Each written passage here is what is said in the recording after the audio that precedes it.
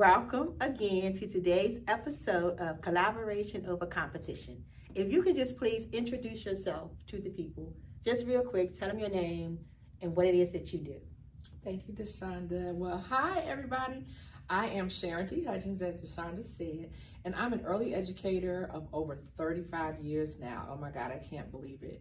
I am an author, an educator, and a speaker.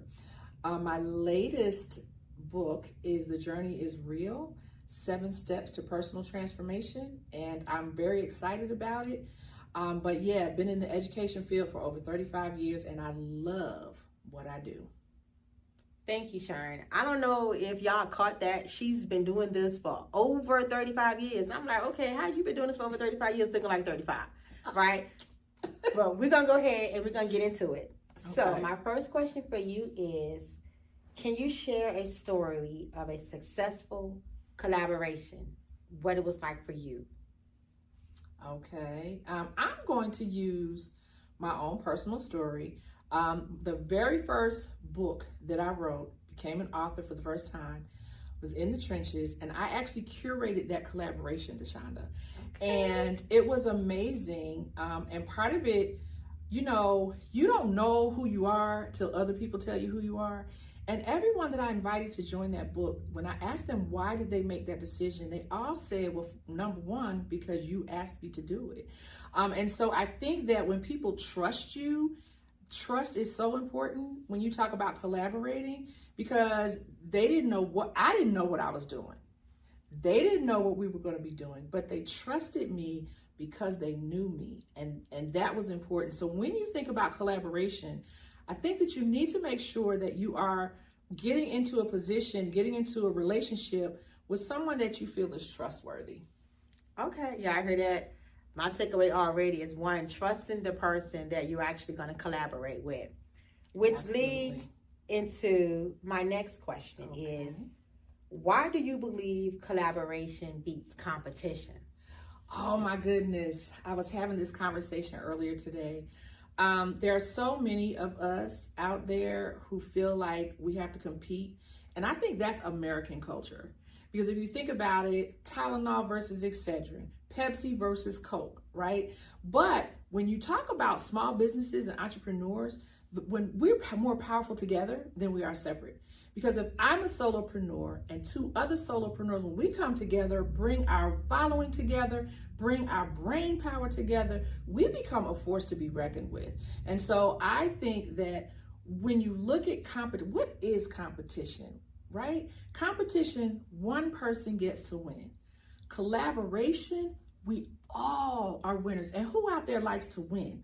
I know I do. Yes, honey. I know I do. Yes. And so when we have a team that's supporting one another, that's when we all win. Not only do we win as the collaborators, but our audience wins too. The people with whom we work, our clients, our customers, it's a win-win-win situation. Thank you, Sharon, for sharing that. And just like our mission of the show is it takes a village. And like she said, yes. When you collaborating, it's a greater impact. Mm-hmm. You're reaching more people because her alone can't reach everybody. I alone, but when her and I work together, baby, that thing is powerful. Yes. Thank you, Sharon. Yes. So my next question is, what benefits have you gained from working with others? How did it benefit you? What benefits have I gained? Wow. I've learned a lot. As I said, I don't know everything. DeShonda doesn't know everything, but together I can share what I know. She can share what she knows. So now I'm learning more from the people with whom I'm collaborating. I've also learned about my own strengths. You know, in the collaboration world, in instances where I'm collaborating, particularly with these books and events, I find that I have strengths that I didn't realize that I had. And sometimes it's really about the accountability. So, you know, sometimes you're not as accountable to yourself as you should be, but when you know there are other people counting on you, you are more willing to do your part. So I've also learned that accountability is key in collaborations, because if one person doesn't pull their weight, we still have to get it done.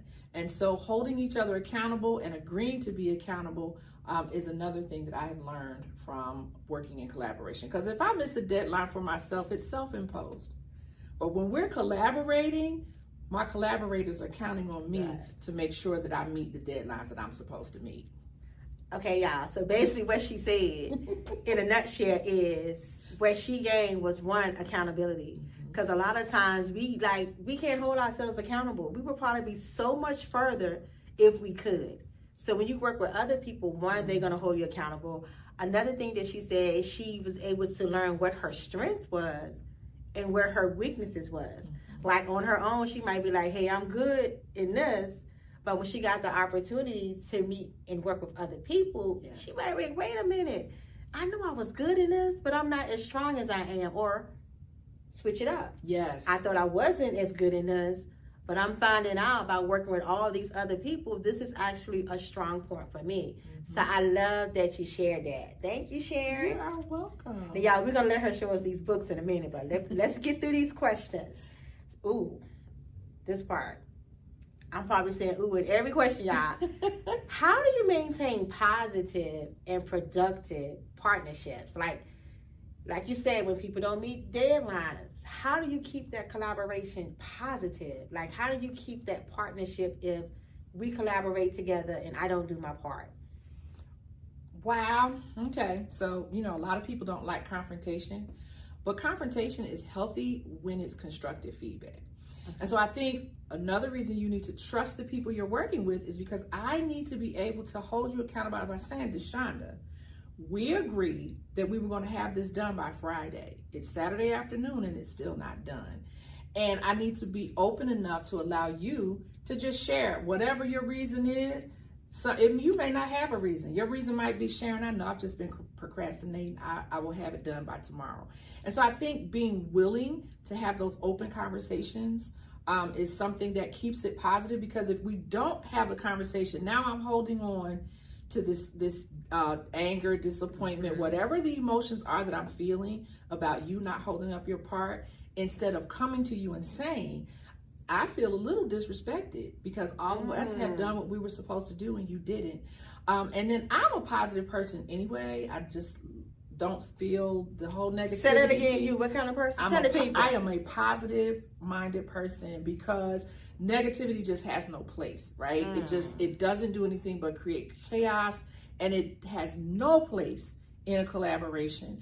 And so being willing to have those open, sometimes hard, sometimes difficult conversations with your fellow collaborators is important, because if you don't keep open lines of communication, then that's when that negativity starts to creep in. Now you're nitpicking at every little thing that your person is doing, might not be doing the way that you see fit. And so you have to be willing to have those open conversations so that you can remain positive. And if the person doesn't receive it well, you just give them some time, because you again, it's not in what you say, it's how you say it, right? So if I'm telling you in a positive, supportive way, and you take it a different way, that's not on me, that's on you.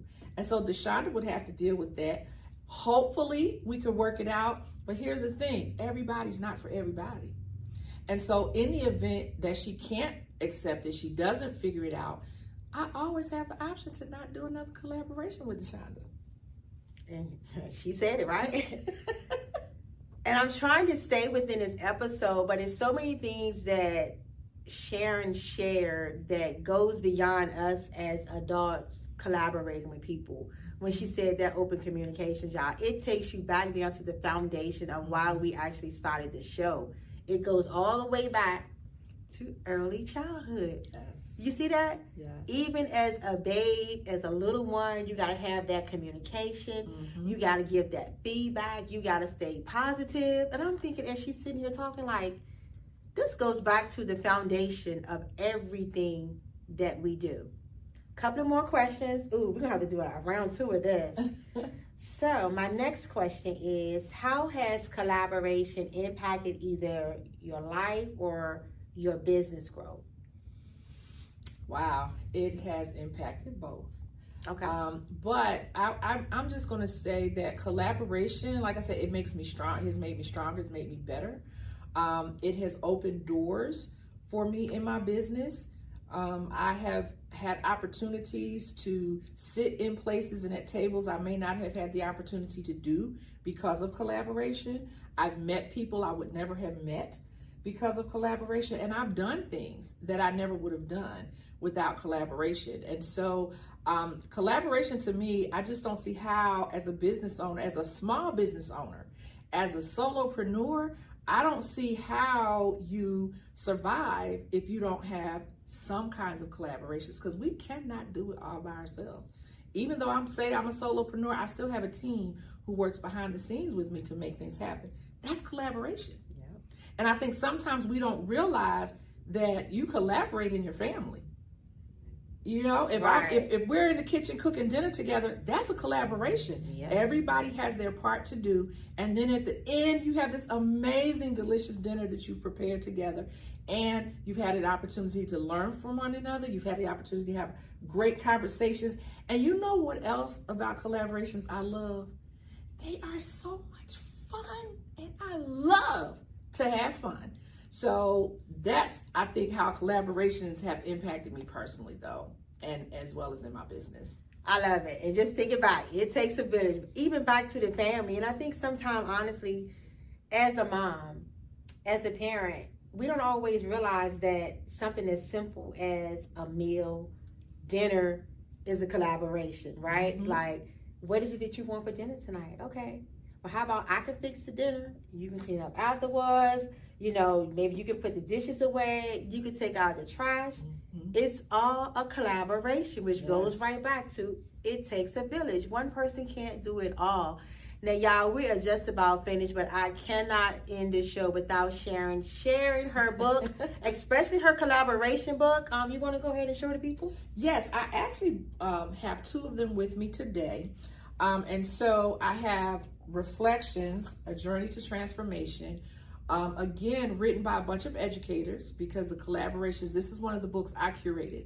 My goal is to help 1,000 early educators become first-time authors. Ooh. And I'm doing it through my book collaborations because it's a less scary way to step into. When we think about becoming an author and writing this whole book by yourself and going through the publishing process, it can be a little scary. Yes. So this one is one of my favorites because it takes you on a journey of self-discovery through other people's stories. Okay, pause. Yes, ma'am. How can the readers, the people, get a copy of this book? They can get a copy of this book by going to www.destinyed.org. Don't worry about it. If you didn't catch it, we're going to have it below this episode so you'll be able to get it. Now, I see you got a second book in your hand. I do. And this book, again, the collaboration with Miss DeShonda Jennings made me an author yet again. And another book with a group of educators, early educators. And I almost missed this opportunity. But I saw DeShonda at an event, and God laid on my heart, go and ask her if she still has space, and she did. And so I was able to collaborate this time with someone I wasn't leading the collaboration, and I learned a lot. I appreciate having gone through this experience. I met some new amazing people, and so this one is Journey of an Early Childhood Educator, and again, same place, destinyed.org. Thank you so much, y'all. Thank you, Sharon, for taking the time out today to come on this show in this episode of a collaboration over competition. And I'm just going to add on to just collaborating with Sharon. Her and I has had the opportunity beyond this book. We have spoke on same stages together. Yes. We have collaborated. We're doing like workshops together. We have retreats together. So like she said, when you trust somebody and you have that positive communication, keep it positive, realizing that it's not a goal of what DeShonda want to do. It's a goal of what we want to do. How can we collectively impact more? So thank you so much, Sharon. And once again, tell the people how they can reach you to get these books, to contact you, to be one of their next authors. How can they contact you? They can contact me through destinyed.org. And y'all, that's a wrap for today's episode